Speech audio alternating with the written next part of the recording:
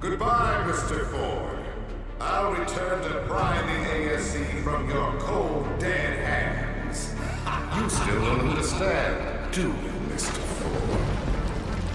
As long as Adams is still alive, he's a threat. I'm the only one who can stop him. Hurry, Michael. Go through the conduit before this place explodes. Hello, my name is Simo, and today is April 19, 2013. And 2 years ago, the game launched for Wii. It was called Conduit 2. In order for me to celebrate the game properly, I decided to make a two-part video about the game. And in the first part, I'm just going to talk about multiplayer in depth. The negatives, the positives, and pretty much all about it. And in the second part, I'm going to talk about the future of Conduit as a franchise.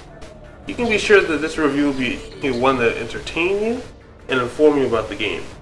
I hope the game developers also pay attention too, because there are some issues that need resolving for the next game if there is going to be one. So now, with all that said, let's begin. You who doomed us all.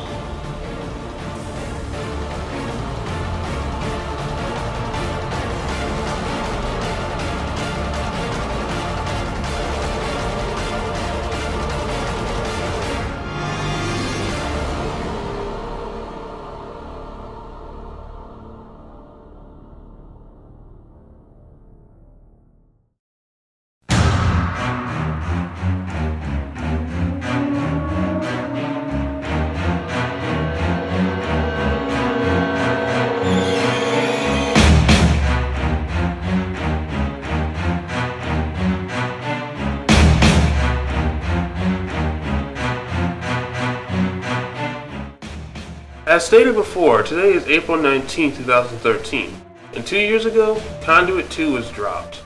If you're not familiar with the game, I don't blame you, as it wasn't marketed much at all, but more on that later for the second part. But right now, I'm just going to explain what the game is. In short, Conduit 2 is a first-person shooter video game for Wii. It primarily uses the Wiimote nunchuck with a side order of CCP, or Class Controller Pro for those who are familiar with that abbreviation. The main component of the game is multiplayer, and it's actually pretty good, at least when compared to other Wii shooter games. Conduit 2 features a lot of things to keep players interested in the game. You have unlockable weapons and perks, a good variety of maps, custom loadouts, and you can also change your character model to a T. In Conduit 2, the guns are awesome, albeit limited in numbers. There are only 22 weapons, and that's if you include the grenades and melee attack too. Although it's not that big of an issue as each weapon is completely different from one another, so variety is not a problem. You have your classic weapons such as an assault rifle, shotgun, pistol, submachine gun, and more. However, you do also have a sniper rifle that can shoot through and see through walls, a gun that can catch projectiles of an attacker and send them right back, as well as a gun that can turn you invisible for a short period of time too, and so much more. The perks are just as good too, and there's over 30 to choose from, such as reload perk, damage upgrades, and even perks that when you crouch your health regenerates. Customization in this game is greatly increased. In the original game it was limited to only controller customization and some character stuff.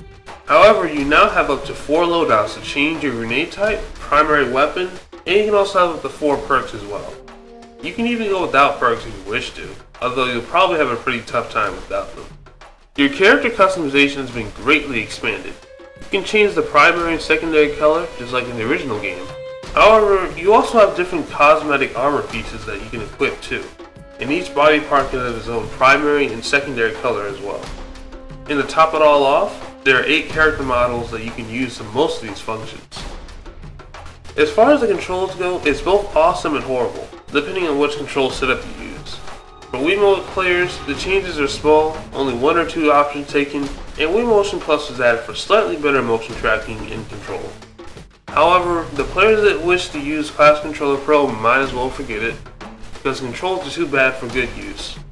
One reason of this is that there's no aim assist when using the CCP, which makes aiming a gamble at best, because most often you'll find that your shots barely missed or are missing entirely. And even if your shots do hit, your opponent is most likely using the Wiimote nunchuck and are therefore beasting you because you're just using a worse control setup, and the Wiimote's is better. There's even small things to make this worse, such as button layout, but overall the controller is very bad in Conduit 2.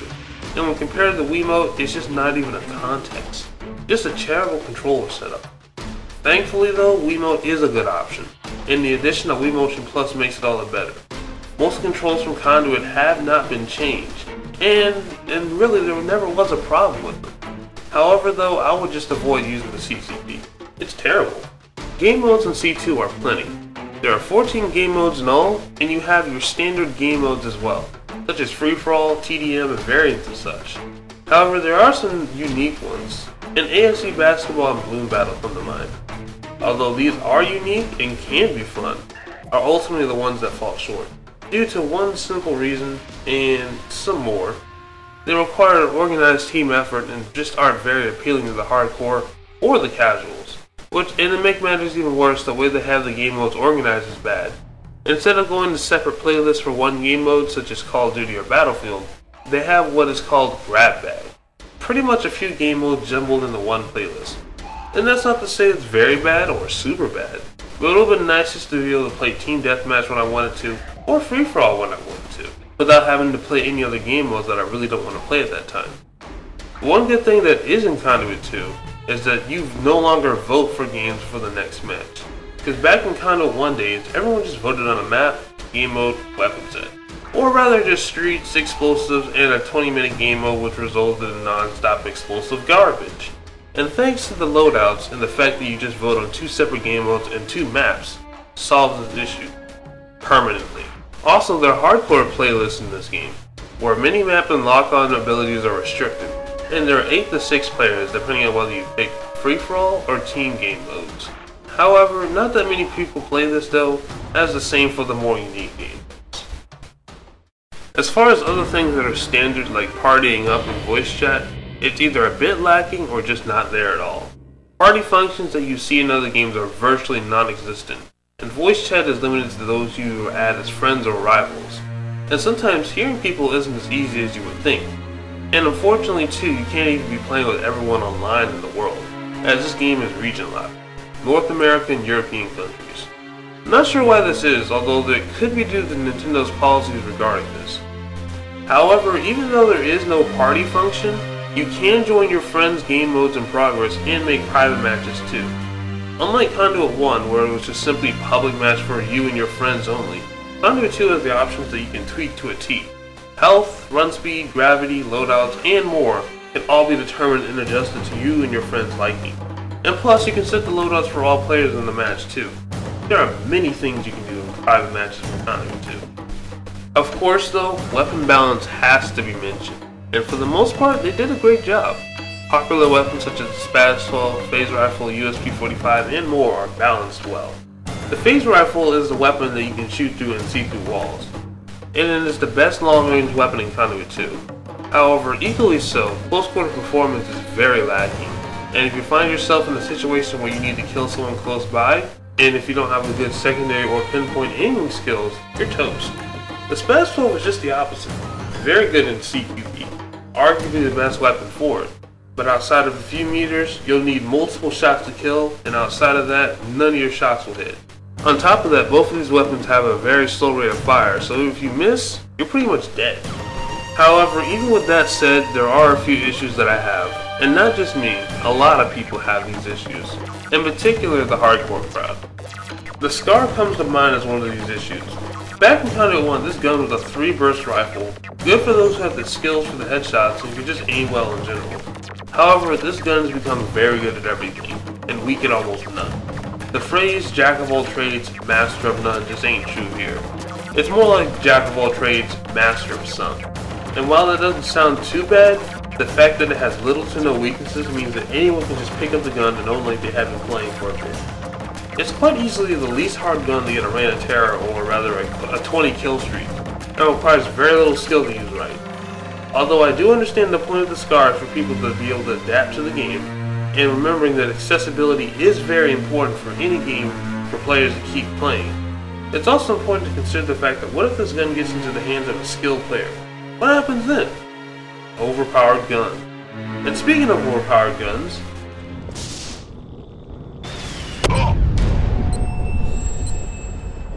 yep, that one. The Small in this game was a very annoying weapon, largely to the ease of use, high damage, and supreme rate of popularity of the gun. When you run into a small user, you'll often find yourself in a bit of trouble. Because if you're not using a protection-based class for these rockets of destruction, you are going to die. Make no mistake about it, you are going to die. Let me repeat that one more time. You are going to die. No argument. Also, the explosive focus perk makes this even worse. By increasing the range of all explosive weapons by 30%, meaning that a small user will certainly have no problem killing you now. Plus, either because of a glitch or by design, 2 weapons are nerfed in the department of damage. The Spaz 12 and in particular the HVS 45. HVS 45 has strong damage, allowing for one-shot kills to the head, if you can hit it. However, shooting that noob user that has explosive focus means it'll take 3 shots to the head and 5 to the body. And with the slow rate of fire, this is just near impossible to kill them now. The Spaz 12 I don't think it's hit as hard, however, you will see a difference either way.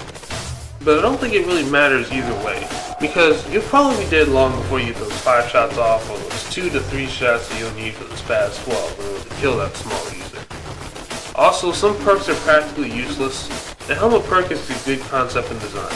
However, not that many players even get headshots, or even aim for the head in general. Plus with that perk actually having a bad effect to your accuracy, it means that you just won't be using it for a lot of reasons. Then there are many other perks like this too. I just wish HVS took out the time to fix these issues, so that the game is even more enjoyable. Because it is a fun game, and I hate to see it ruined by all these things. However, sometimes it does ruin itself, and for one reason and one reason alone: lag. In online multiplayer, there's lag. It's just gonna happen. However, the type of lag in Conduit 2 is special and just hard to understand. For some reason, when you're lagging in a game, everyone else is skipping around and not you. This is the opposite of most first-person shooters today, and it's very weird to understand why this even happens. And most times, to top it all off, when you have a lot of players in the game in progress, the frame rate lag kicks in and says "Ow!" pretty much like Kirby, and stays there for the rest of the match. It's very annoying, and usually comes in when there are a lot of players, so the smaller game modes tend to be less stressful in that department. However, as mentioned earlier, not many people play these game modes, and yeah, there's not really much you can really do about that either. However, even with all that said, the game is still fun, and when things all line up the way they're supposed to, you'll have a ton of fun and want to keep coming back. So now you might be asking, what is the final verdict? Well, for me, it's an 8 out of 10. The game is not flawless, and probably could have spent a few more months of development if I'm honest. However, the game has merit, with customization through the roof and even stronger than some of the top shooters of today. Awesome set of radically different weapons to use, colorful maps, and much, much, much more.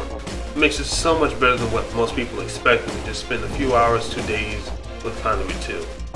However, with the lag, lack of a good or even decent dual analog controller, and some even more negatives, it might be a major turn-off for some people. I know it was for me a bit sometimes. But if people stick with it, and really been even as far as decide to use even go want to do more like Conduit, we'll enjoy the game. Thank you for watching my review of Conduit 2. I hope to see you guys on April 23rd, as the next part will be out there, talking about the foreseeable future for Conduit. So, until then, farewell.